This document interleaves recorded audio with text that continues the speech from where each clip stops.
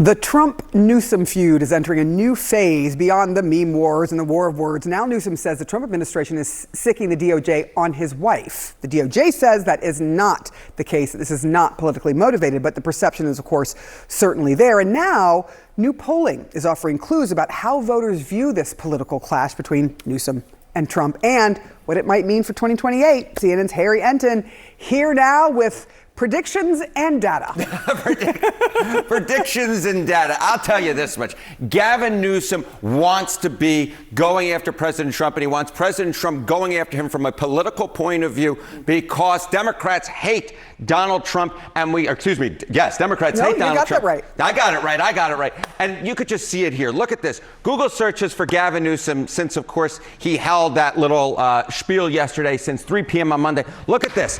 Up like a rocket, up 635%, a 3-month high. When Gavin Newsom goes out and is talking about Donald Trump and Donald Trump potentially attacking him, that generates energy from the Democratic base. It motivates folks to look up Gavin Newsom. And when you're doing a presidential bid, press is oxygen that allows it to grow. And he's right now got oxygen because a lot of folks are looking up Gavin Newsom. That oxygen, name recognition, a big thing as well. Look, the Democrats have been really clear that they want someone who will fight against President Trump and any of those who back him. Is that working for Newsom here? Yeah, I mean, this is exactly right, Sarah Seidner. What Democrats want is they want a fighter. They want someone to take on the president of the United States. And they don't think that Democrats are doing enough of that, right? Dems who say they want Dems in D.C. to stand up to Trump more. You know, back in 2018, during Trump's first term, right, it was 63%.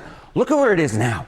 It's 93%. It's 93%. Basically, uniformity across the Democratic base. They want Democrats who are going to Washington, D.C. to stand up to Donald Trump more. And that's exactly what you saw Gavin Newsom trying to do yesterday, saying, I am going to stand up to Donald Trump. And of course, it's not the first time he has done that. It isn't the first time. How has this sort of fight worked out previously? Because they've clashed before many, many times. And we should be clear, Donald Trump won't be on the ballot in 2028. But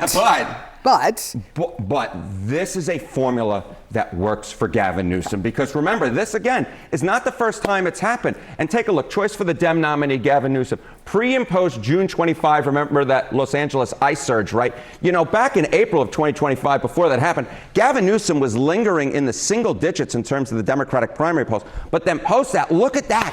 His support went up threefold in August of 2025, 21%. Now it's 19%. Kind of leveled off a little bit, but still very much in the top tier. Gavin Newsom has used Donald Trump as a foil to catapult himself up to the top tier. And what we saw yesterday, in my opinion, is something that Gavin Newsom, at least politically speaking, is hoping will keep him up in that top tier and perhaps elevate him further, because he knows that going after Donald Trump is a winning formula if you're running for president in 2028, which I don't think you have to be that tuned into politics to know that Gavin Newsom very much wants to do so.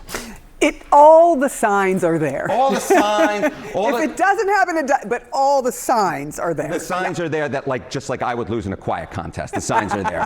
Harry Enten, we like your loudness. You are welcome anytime. Thank you very much. You are very welcome. As Politico put it this morning, Gavin Newsom received what would just be the ultimate boost for any 2028 wannabe, the coveted Trump DOJ investigation. A source tells CNN the Justice Department is investigating the wife of the governor, Gavin Newsom. Newsom, for his part, responding forcefully, blasting the move as politically motivated. One by one, anyone who has challenged Donald Trump has ended up on his hit list. And today, I proudly join that list. CNN's Caitlin Polans joins us more. She's got more reporting on this. Caitlin, where are we with this? What is behind all of this? There's a lot of angles to it. Okay, this is an active investigation. It has been going on for several months, from what we understand from our sources. And the investigation Gavin Newsom, the California governor, he's saying that he's being targeted, but we have learned it is not into him. There is an investigation around his wife and an investigation being done around tax-related issues or taxes, potentially. We know that there are IRS agents that are involved in questioning people around the governor and his family over the past week. But this is something that is looking into his wife. The investigation, as far as we know, out of one of the U.S. attorney's offices in California. Newsom addressed this yesterday, specifically speaking about how he felt his wife was being targeted as well as he was. This is what he said at a press conference. Put my name on every and any enemy's list you have, but leave my wife and family out of your personal vendetta. I'd like to say something to my wife. These times are not normal. They're not ordinary. I love you, and I'm sorry he's doing this. You have not earned a single one of the indignities that he's trying to inflict on you and our children.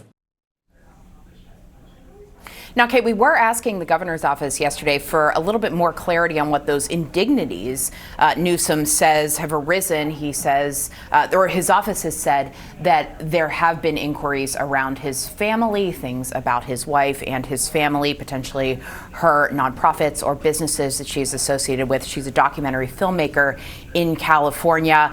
We also know that people that are in contact with the family have been asked questions by the FBI and IRS agents, and those questions have revealed to the governor's office that his accounts have been accessed in some way, very likely by subpoena, where a federal investigation would get information about accounts that Newsom and his family would have. But we're still learning details about this, and the governor of California clearly is making this a political opportunity, saying that he is being targeted because he's considering running for president, and he indeed is putting himself on that same list as others who say they've been weaponized, or that the Justice Department has been weaponized against them to try and investigate them. Kate?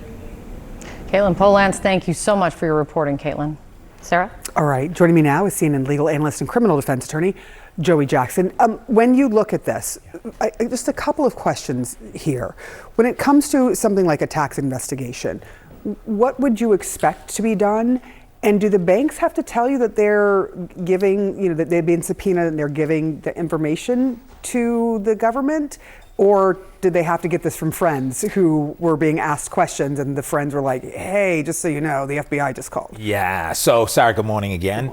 So what happens is there's two ways that this is being looked at, right? The framing by the governor of California is that it's political weaponization. Right. And that has nothing to do with the merits. And though it's not about him, it's closely connected, right? Mob behavior is just saying they don't go after you, they go after those you love, hence his wife. And so if it is weaponization, it's concerning. And I think there's reason to believe it could be, just based upon what we've seen as it relates to Tisha James, as it relates to Comey, as it relates to Jerome Powell, as it relates to E. Jean Carroll, as it relates. And so I think there's a sense of this may be it. On the other hand, to your question, there's some sense from sources that there was a whistleblower who indicated that there could be some improprieties. Now, when there's an investigation, investigations are not done, right, on Pennsylvania Avenue, or are they done in Grand Central Station? They're done in secret. You'd convene a grand jury. Grand juries would subpoena various documents and records. You'd have no idea as the subject of that investigation what's happening, and they would get, that is the grand jury through prosecutors, specifically what we need: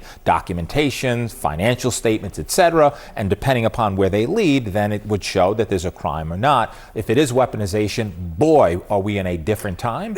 I think one of the difficulties here is because of the perception now, because of what happened with Trump being involved in pressuring the DOJ to go after, for example, the FBI, former FBI Director Comey, going after the AG of New York, Letitia James.